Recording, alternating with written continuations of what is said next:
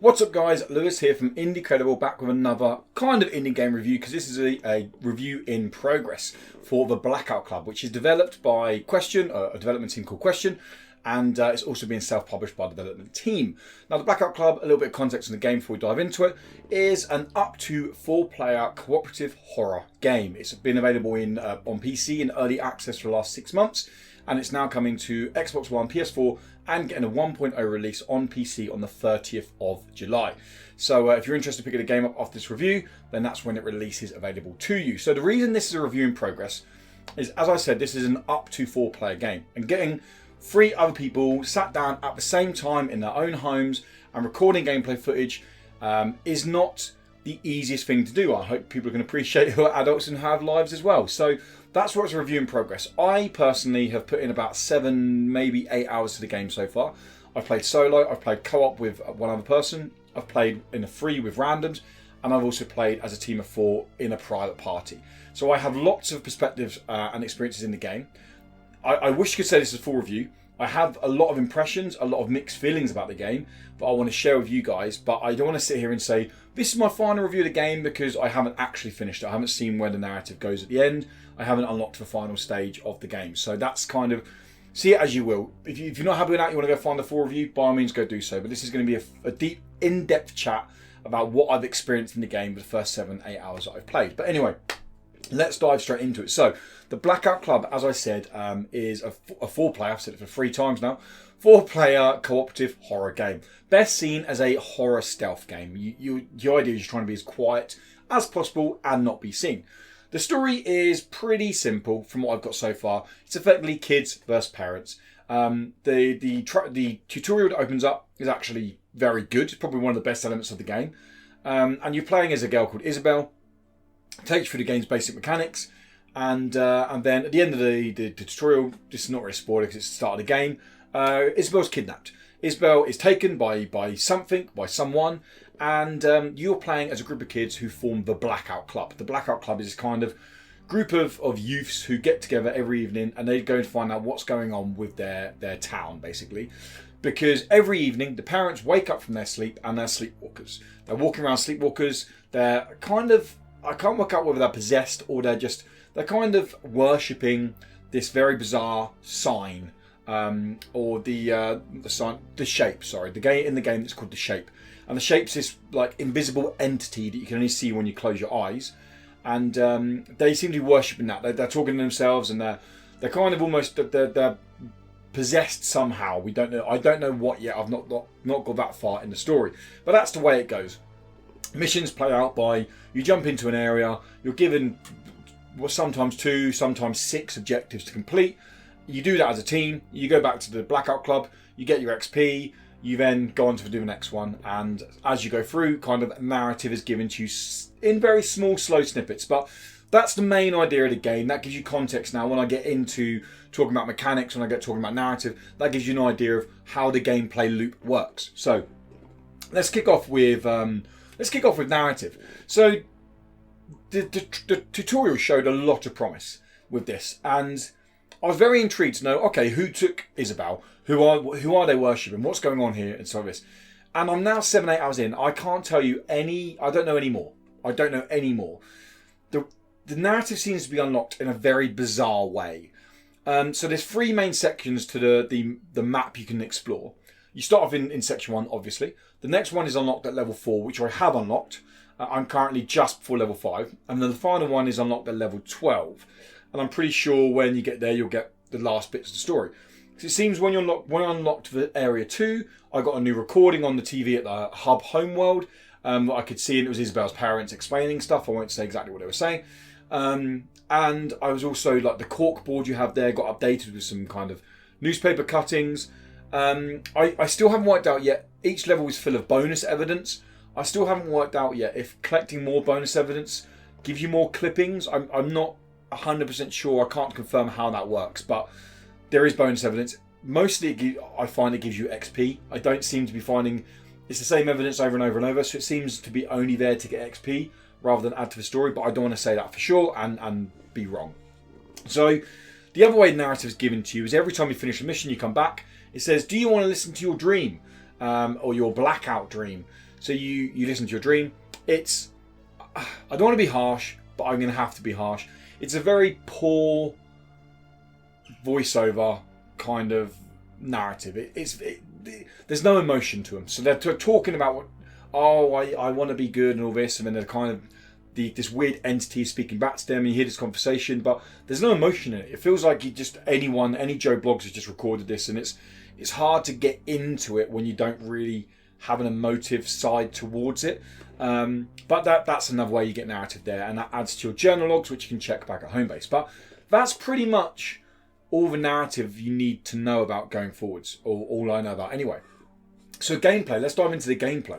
Now, I have very mixed feelings on the gameplay, and the best way to say this is I feel like the Blackout Club, for every 2 steps it takes forwards, it takes 2 steps backwards.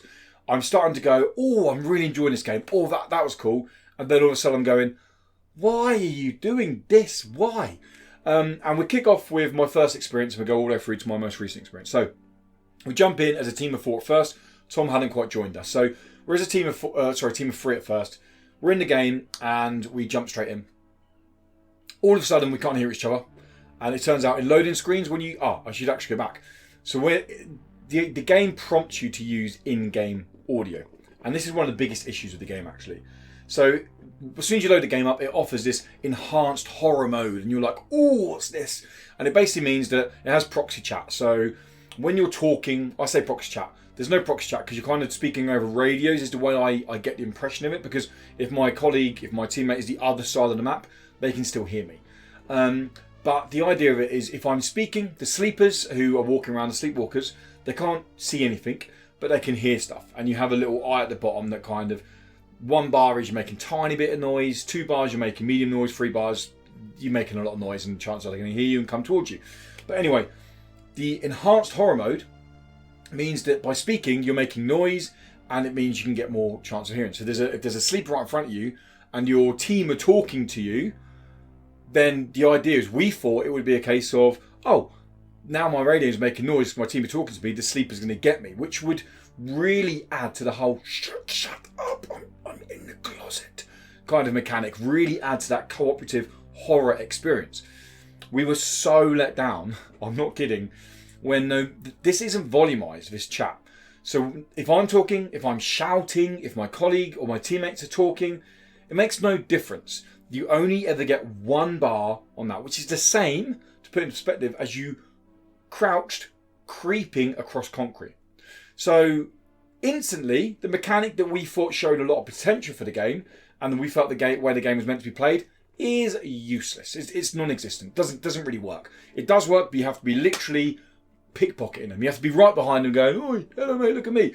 This is shown in our gameplay video. If you want to check the gameplay video out, Insanity drops in, goes straight behind someone, he's shouting all sorts of curse words at them.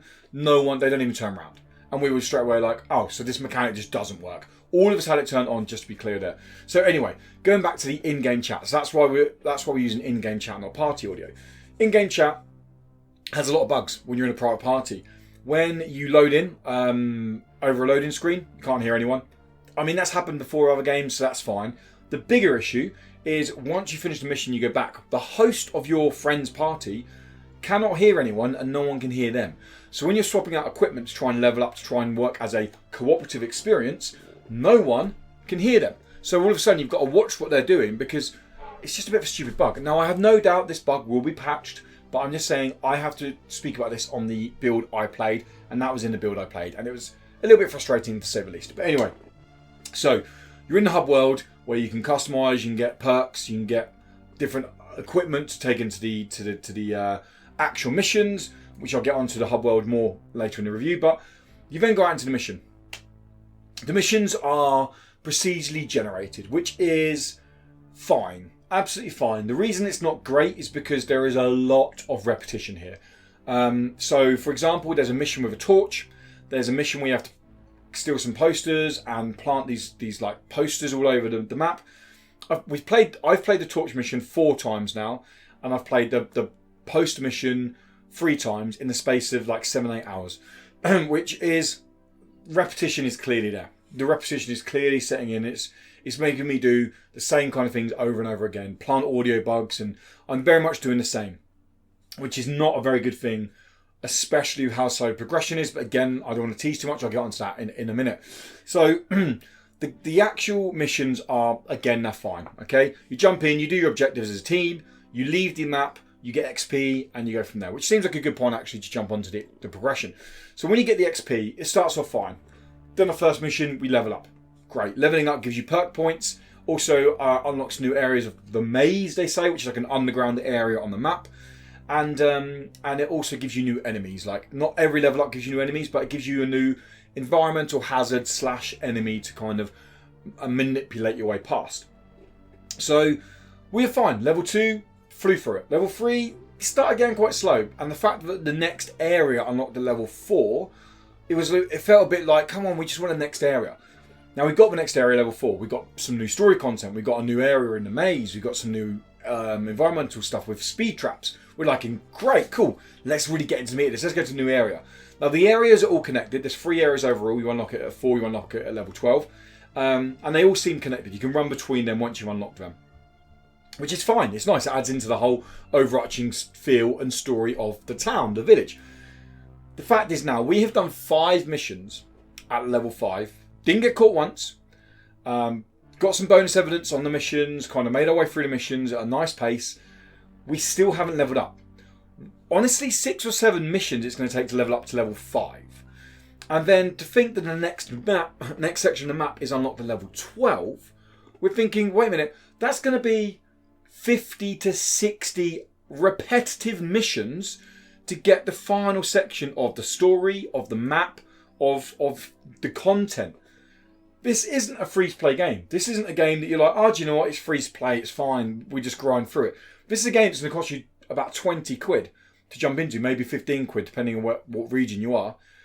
And you're going to have to put in, I'm not kidding, like minimum of, from level 1 all the way through to level 12, minimum 60 missions of what I can only experience so far of repetitive missions to get to that area. Now, yes, you can go get bonus evidence to kind of speed it along a little bit more. But again, the bonus evidence is always in the same locations. It's just, let's say, for example, there's 50 bonus evidence locations. Just 8 will be active that mission, or 8 will be active the other mission. Like I said, it's all, rather than saying procedure generated, I would say randomly generated. It's not procedure generated. You're not playing a brand new map every time.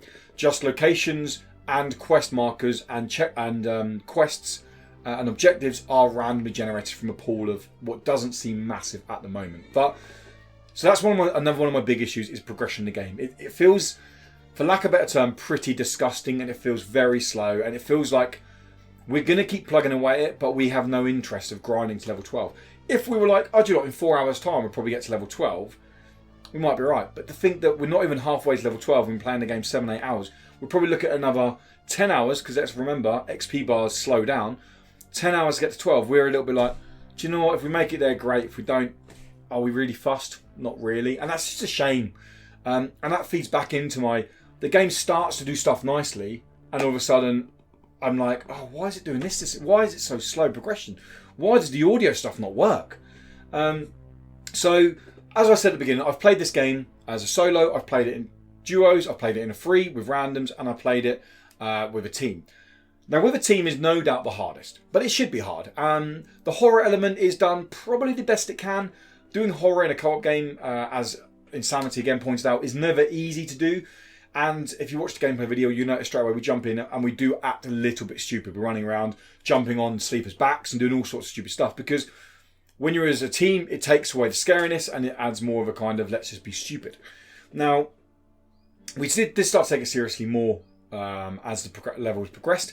But the issue of playing in a 4 is it's kind of out of your control. So if one of my teammates accidentally slipped off the building or fell off the building, got caught, then all of a sudden when you're caught, this entity called the Shape, the thing that they're all possessing, the god of this weird cult religious thing, is awoken, and it's called in to find you guys. And this thing is hyper aggressive. And this plays into one of the game's best mechanics, which is when you close your eyes, you can see hidden messages in the map.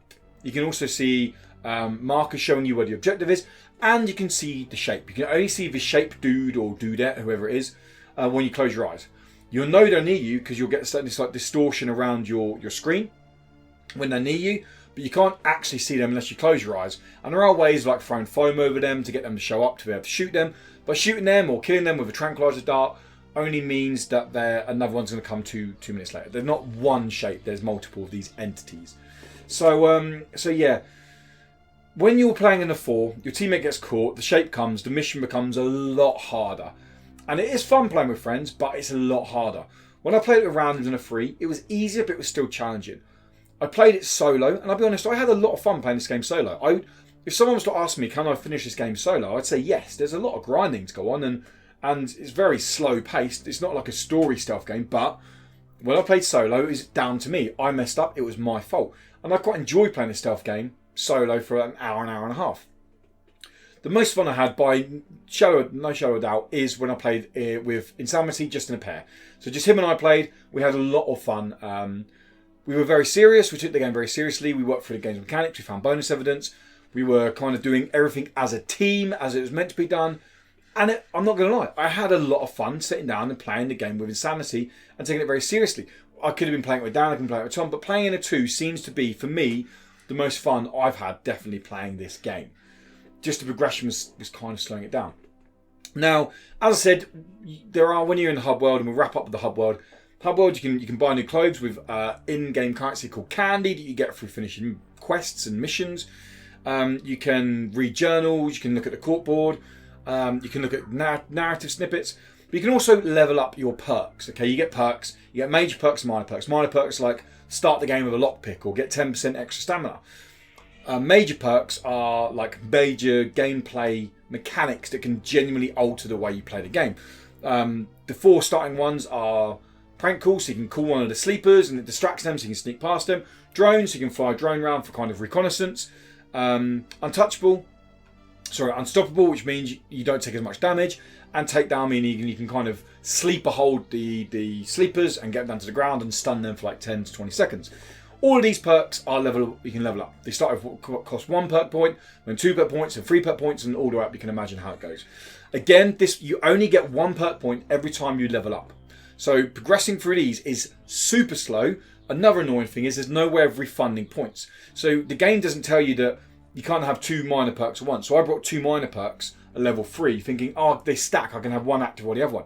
No, you can only choose which one is active. I have no way now of refunding the misspent point, so I now have to grind even more to be able to level up my prank call, which I personally think is the best mechanic, or the best perk in the game. And that's where the leveling up comes. This does play into the co-op stuff a little bit more, like when I was playing with Insanity, again, I use this example as a pair. They were using a taser gun, and they were using a drone. They could fly the drone off to make noise, or look at recon stuff. Oh yeah, there's nothing in the back garden there, cool. If anyone comes towards us, they could tase them. I had a tranquilizer bow, which only comes with 1 tranquilizer dart to start with, and I had prank calls. So someone was running towards us all of a sudden, or walking towards us, prank call them, walk around them. We saw a lucid, and they're people who can actually see you if you're in the light, but they can't hear. Then I could tranquilize that, and we could get around it, hide the body, and stuff like that. So the perks do play into the cooperative side. The biggest annoyance for the game, by a mile, no shadow of a doubt, is the grind to level up. It is seriously grindy, and I hope that gets patched out. But that's it, guys. That's my thoughts on my thoughts in progress, shall we say, on the Blackout Club. I am enjoying the game, but like I said, at the moment I won't finish it because it's too grindy. I'm not going to put another 10 hours in just to get the last area unlocked, repeating the same missions. If it gets patched, if there's a patch to slow down the grind, I will definitely go back to it. I'm going to jump in it every now and then just to kind of slowly make my way through, but no rush. In 2 weeks' time, I'm going to be speaking about this a lot more in depth on the podcast, like a final impression, shall we say. But this is if you're thinking about picking a game up, this is my 2 pence of about 8 hours in the game so far. This is how I feel about the game, and it should give you a good idea if you want to play the game or not play the game. But anyway, that's going to wrap it up, guys. Thank you so much for stopping by and checking the video out. If you like the video, then why not give it a little like? And you want to keep up to date with more indie game content, make sure you subscribe to Indie Credible, whack that bell on, and we'll make sure you get the latest indie game content, including news, reviews, previews, and the podcast whenever they go live. And if you really like what we do, guys, we do have a Patreon. Link is in the description if you want to check our Patreon out. We love any support you guys can give us. Even a like on this video, we see that as support. But anyway, thank you so much, guys, for stopping by and checking the video out. If you're going to pick up Blackout Club, let me know in the comments below. If you've got any other questions you want to ask, hit them in the comments below and I'll answer them as and when I can. But until then, guys, until next time, have a great one. Have a great day, morning, evening, and goodbye.